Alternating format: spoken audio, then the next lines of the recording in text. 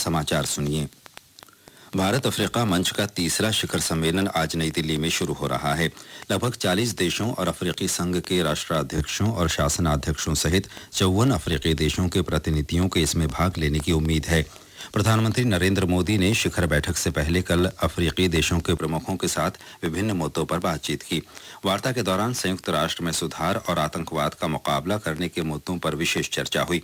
अफ्रीकी नेताओं के साथ द्विपक्षीय बातचीत में श्री मोदी ने कहा कि अंतर्राष्ट्रीय आतंकवाद के खिलाफ लड़ाई तभी सफल हो सकती है जब दुनिया के सभी देश एकजुट होकर कदम उठाएं।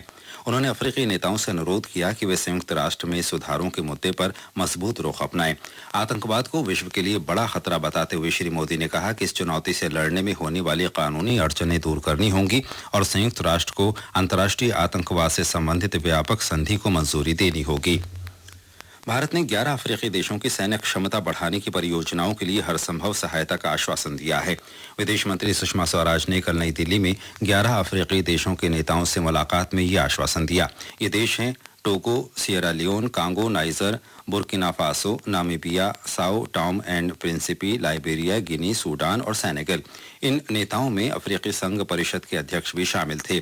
श्रीमती स्वराज ने टोगो में जुलाई 2013 से समुद्री डकैती के आरोप में फंसे 5 भारतीय नागरिकों का मसला भी उठाया।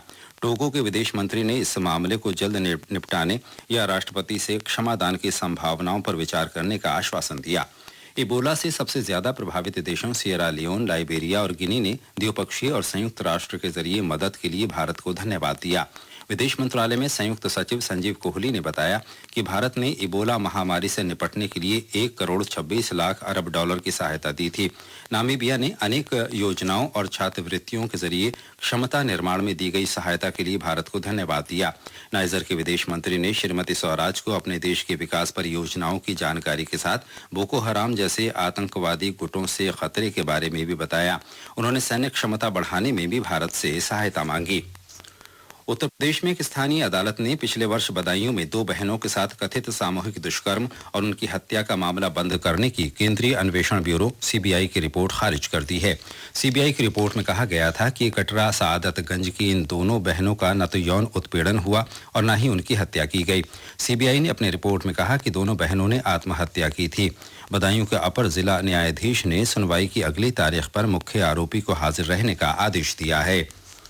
केरल सरकार ने नई दिल्ली में केरल भवन में गौमांस परोसे जाने की शिकायतों के बाद पुलिस के छापे के खिलाफ कानूनी कार्रवाई की धमकी दी है। मुख्यमंत्री उमन चांडी ने कल तिरुवनंतपुरम में कहा कि राज्य मंत्रिमंडल में इस मुद्दे पर चर्चा हुई है। उन्होंने कहा कि बैठक में निर्णय लिया गया कि अगर केंद्र सरकार दिल्ली पुलिस की ही तरह ये कहना जारी रखती है कि दिल्ली पुलिस ने केवल अपने कर्तव्य का पालन किया और कानून के अनुसार ही जाँच की गई, तो राज्य सरकार को कानूनी कार्रवाई करनी चाहिए। उच्चतम न्यायालय ने एक बार फिर जोर दिया है कि चिकित्सा से जुड़े अति विशिष्ट यानी सुपर स्पेशलिटी पाठ्यक्रमों में कोई आरक्षण नहीं होना चाहिए। न्यायालय ने इस बारे में अन्य फैसलों से सहमति व्यक्त करते हुए कहा कि केंद्र और राज्य सरकारों को बिना किसी देरी के इस मुद्दे पर विचार करना चाहिए और भारतीय चिकित्सा परिषद को अति विशिष्ट पाठ्यक्रमों को आरक्षण से मुक्त रखने के उपयुक्त दिशा निर्देश तैयार करने चाहिए। न्यायालय ने आंध्र प्रदेश, तेलंगाना और तमिलनाडु में अति विशिष्ट चिकित्सा पाठ्यक्रमों में मूल निवास पर आधारित आरक्षण को चुनौती देने वाली अपीलों पर सुनवाई के दौरान ये टिप्पणी की। ओडिशा सरकार ने फसलें नष्ट होने के कारण किसानों की आत्महत्या के बढ़ते मामलों के मद्देनजर सूखा प्रभावित क्षेत्रों में पानी पर शुल्क माफ कर दिया है। सूखे की स्थिति पर जिलाधीशों के साथ कल वीडियो कॉन्फ्रेंसिंग के जरिए की गई बैठक में राज्य के मुख्यमंत्री नवीन पटनायक ने निर्देश दिया कि किसानों को राहत देने के लिए सहकारियों की वापसी फिलहाल रोक दी जाए। राष्ट्रीय मानवाधिकार आयोग ने कथित रूप से हिंदू धर्म के विरोध में लिखने के लिए युवा दलित लेखक देवनगिरे पर हमले के मामले में कर्नाटक सरकार को नोटिस जारी किया है। समाचार माध्यमों की खबरों पर स्वतः संज्ञान लेते हुए आयोग ने 1 सप्ताह पूर्व हुई इस घटना के बारे में कर्नाटक के मुख्य सचिव के माध्यम से नोटिस भेजकर 2 सप्ताह के भीतर रिपोर्ट मांगी है। 23 वर्षीय छात्र और उडाला किच्चू पुस्तक के लेखक हुचंगी प्रसाद ने आरोप लगाया कि उन पर 21 अक्टूबर की रात कुछ अज्ञात लोगों ने हमला किया।